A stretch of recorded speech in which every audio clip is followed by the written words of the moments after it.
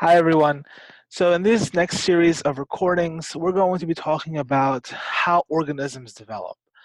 In this first video, we're going to focus on what are gametes and why are they important in organismal development. So, here we have mom and dad. So, mom and dad, and mom and dad are going to try to make a baby. And mom is going to produce an egg, and dad is going to produce a sperm. Now, before we go on to talking about why sperm and egg are important, there's some vocabulary that I want to go over. The first vocabulary word is diploid. Diploid refers to a cell containing two sets of chromosomes. So for humans, that's a total of 46 chromosomes, and is usually labeled in science as being 2n number of chromosomes. Haploid cells are cells that contain a single set of unpaired chromosomes and are generally termed to be n number of chromosomes in the field. So a mom produces a haploid egg and dad produces a haploid sperm. These two sex cells or gametes are going to fuse together, and the sperm is going to fertilize the egg, generating a diploid zygote, and then is going to undergo mitosis to generate a organism. And so gametes, again, are these reproductive sex cells that are going to unite during sexual reproduction to form a zygote or a fertilized egg. So the female gamete is known as the ovum, plural is ova, and the male gamete is known as the sperm. So let's take a look at the sperm in a little more detail. The first region of the sperm that I want to talk about is the head.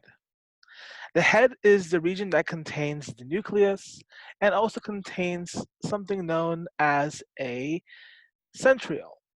The nucleus, of course, is going to contain the genetic material for our zygote, and the centriole is important because it allows the establishment of microtubules in the zygote that allow the zygote to go into mitosis to perform cell division. The head also contains an acrosomal sac, which contains specific enzymes that allow the sperm to enter, to penetrate the female egg, allowing the nucleus to enter the cytoplasm of the egg. The next piece of the sperm is the tail. The tail is the longest piece of the sperm, and you may have heard it being called the flagellum. The tail is important for the movement of the sperm, so it has this wave-like whipping motion that can propel the sperm towards the egg. And the last portion of the human sperm is the midpiece, and the midpiece is important because it contains the motor for the tail, which is clustered with mitochondria that produce ATP to power that tail. Now we're going to take a look at the human ovum.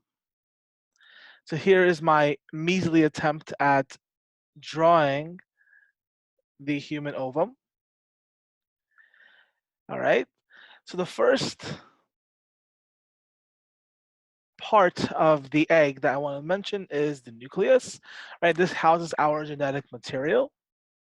I just wanted to mention one thing also, that in this diagram, I ended up including a nucleus. However, at this stage, when the human egg cell is not mature, when it arrests at metaphase 2, the nucleus is not, the genetic material, the chromosomes are not condensed, so therefore you don't really see this nucleus.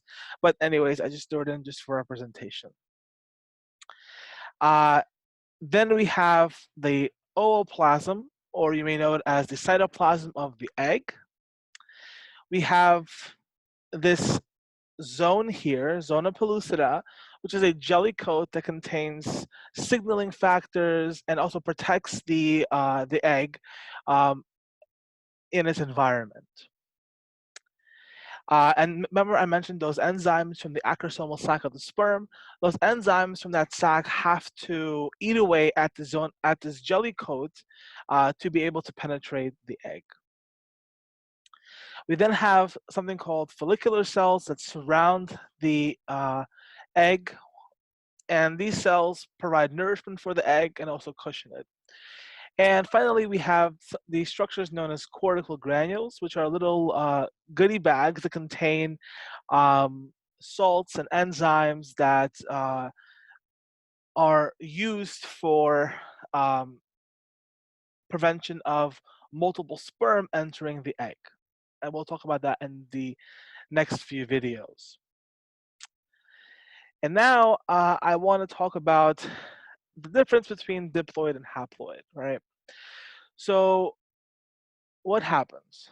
Like we said before, a sperm is going to unite with an egg, okay?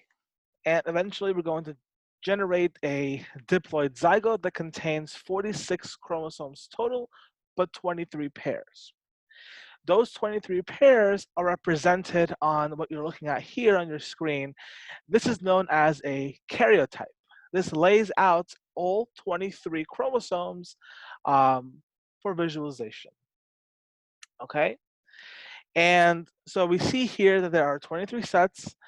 22 out of those 23 sets are going to be somatic chromosomes. So they code for the individual's body plan, different structures, stuff like that.